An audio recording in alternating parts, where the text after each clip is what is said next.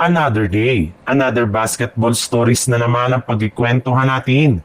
At ngayon nga, yung pag-uusapan natin ang balitang pagkuha ng Los Angeles Lakers kay Malcolm Brogdon. At ang balitang pagkuha pa ng Golden State Warriors kay Giannis Antetokounmpo.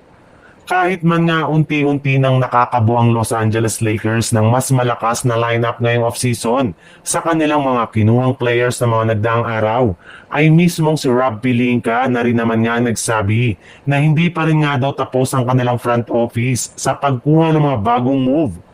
Ayon pa nga sa lumabas na balita, may ilang mga teams pa rin naman nga ang umaalok sa kanila na makipag-trade. Kagaya na lang ng Washington Wizards na pumayag ng ibigay sa Los Angeles Lakers. Ayon nga sa ibinulgar ng isang NBA insider, posible pa nga daw pong i-trade ng Lakers si Gabe Vincent na siyang natitira nilang player sa kanilang lineup na merong pinakamataas na trade value. Dahil dyan, ay magagamit nga nila ito upang makakuha sila ng mas magagaling na bagong player sa pamamagitan ng isang trade.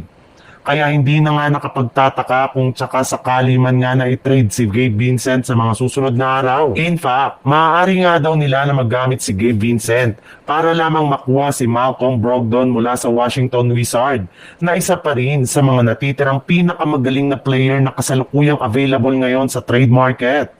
Nag-average rin naman nga ito last season ng 12.7 points. 3.8 rebounds at 4.1 assists per game sa kanyang 43.3% shooting sa field goal na mas mapapakinabangan ng Lakers.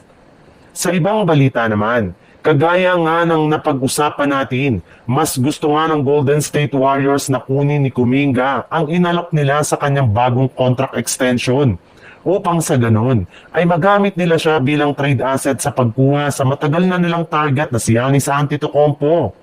Well, simula nga daw po nang malaman ng Warriors na hanggang ngayon ay questionable pa rin ang future ni Giannis Antetokounmpo sa Milwaukee Bucks, ay agad nang naganda ngayon ang kanilang front office para makuha siya sa isang trade. Eto na rin naman nga ang mismong dahilan bakit nagmamatigas sila na hindi bitawan ng basta-basta si Kuminga dahil maaari pa nga nila na maipang offer sa Milwaukee Bucks bilang kapalit ni Giannis next summer. Bukod nga kay Kuminga ay pwede rin naman ngang i-offer ng Golden State Warriors ang iba nilang mga player na sina Brandon Podsemski, Moses Moody at Tracy Jackson Davis.